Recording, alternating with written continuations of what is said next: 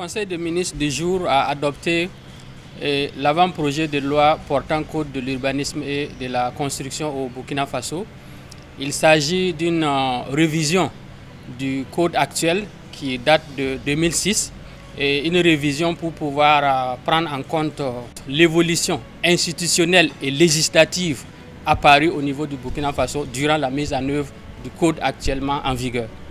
Mais également pour pouvoir traiter et préciser certaines matières qui étaient insuffisamment prises en compte dans le code actuel, mais aussi pour prendre en compte certains défis nouveaux qui sont apparus. Plusieurs innovations ont été introduites dans ce code, dans le but également de pouvoir alléger et simplifier les procédures.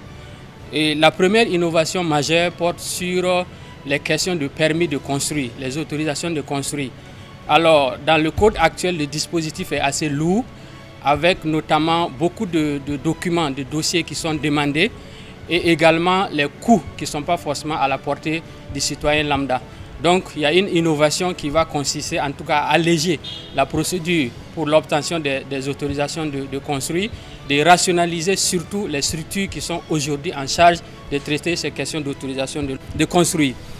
La deuxième innovation consiste justement à catégoriser carrément ces autorisations, donc en ayant d'un côté les autorisations de construire comme le permis de construire, le permis de démolir, mais également instaurer le permis d'occuper, qui est une pièce alternative au certificat de conformité pour permettre en tout cas aux bâtiments qui ont été construits et qui ne disposent pas de certificat de conformité de pouvoir en tout cas être mis en exploitation. Une autre innovation consiste au niveau des documents de planification urbaine de prendre en compte un nouveau document qui s'appelle le plan d'urbanisme, d'urbanisme de détail. Et ce document permet justement aux collectivités territoriales de pouvoir organiser leur territoire et de surtout disposer d'un document stratégique qui permet de planifier l'occupation de l'espace. Au titre également des innovations, nous avons traité la question de stationnement qui aujourd'hui devient carrément une problématique majeure, surtout dans l'espace urbain.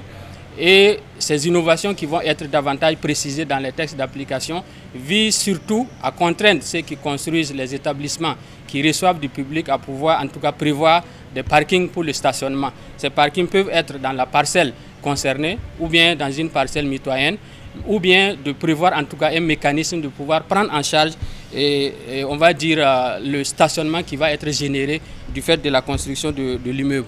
Il y a aussi des questions de l'efficacité énergétique qui ont été traitées et une directive de l'UEMOA qui aujourd'hui nous permet de prendre en compte ces questions-là, qui constituent en tout cas un défi majeur au niveau des constructions. Et également nous avons traité en tout cas de façon holistique la matière topographie, parce qu'au jour d'aujourd'hui il y a des références géodésiques différentes qui sont utilisées au niveau du Burkina Faso.